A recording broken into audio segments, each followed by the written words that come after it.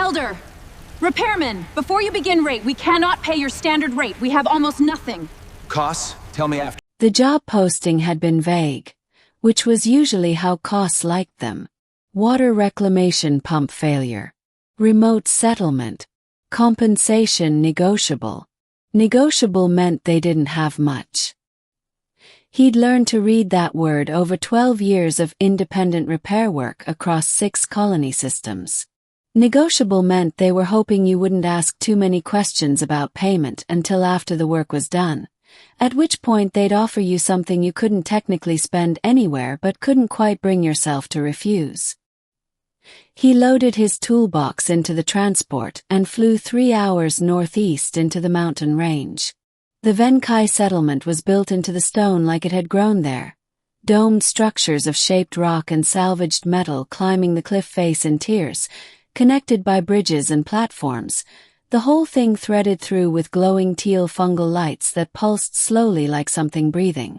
Wind turbines turned on the highest ridge.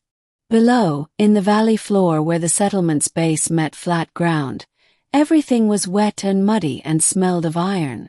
The water pump was immediately obvious.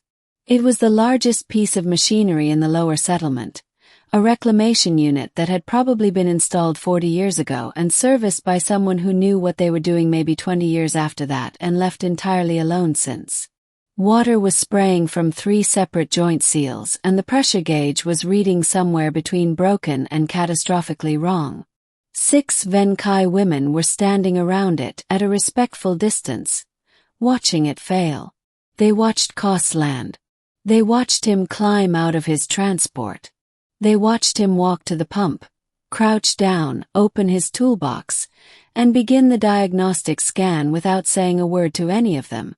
After a moment, the tallest one spoke. "You are the repairman," she said. Her standard was precise and slightly formal, the way it always sounded from species who'd learned it academically rather than practically. "I am," Koss said, not looking up from the scanner. "We should discuss payment before you begin." "After," he said. "Let me see what we're dealing with first." Oz. "That is not how it is typically done."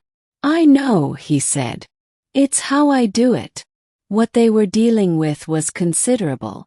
The primary seal had failed completely. That was the obvious one, the one spraying water in a visible arc. But the secondary intake valve had been running at partial blockage for what his scanner estimated at 8 to 14 months, which meant the pump had been compensating with overload pressure, which meant the tertiary housing had stress fractures in 3 places that hadn't broken yet but would, probably within a week, probably all at once. He sat back on his heels and looked at it for a moment. Then he looked at the 6 women watching him. "It's fixable," he said. "Completely fixable. It's going to take me most of the day." The tall one, the elder, he'd decided, based on the way the others positioned themselves slightly behind her, clasped her hands in front of her and said, "We must speak honestly with you, Repairman. Go ahead." Our settlement's exchange reserves were significantly depleted in the past cycle.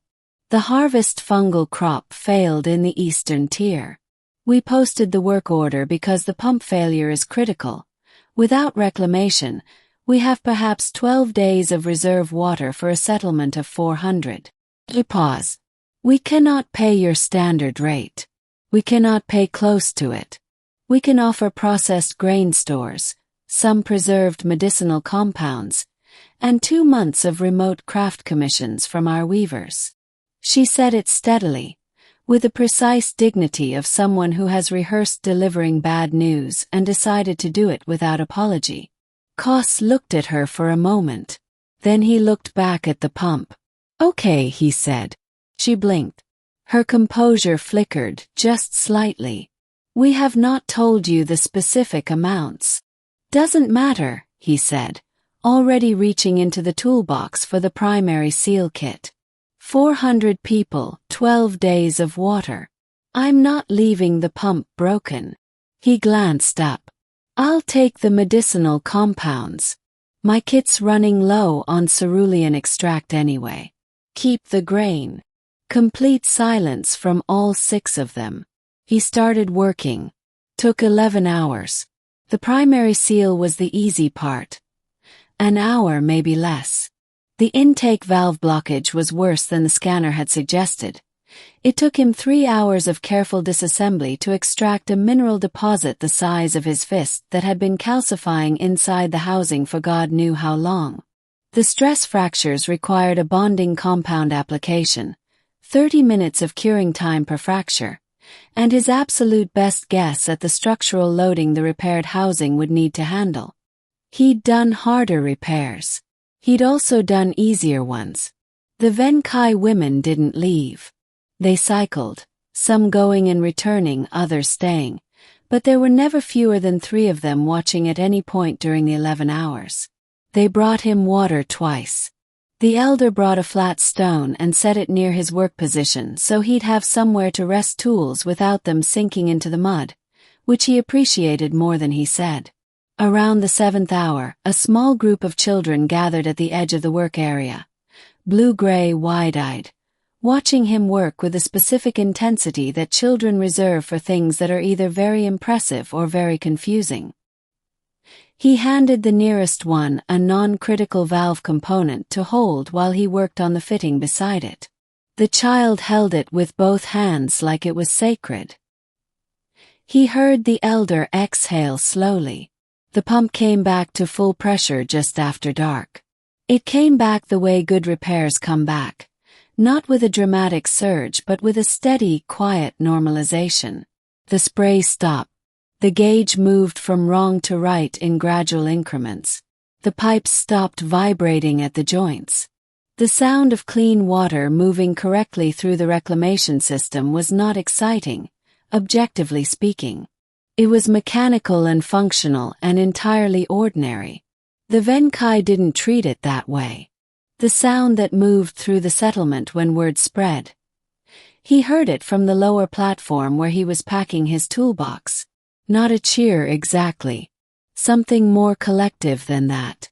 The sound of 400 people releasing something they'd been holding for a while.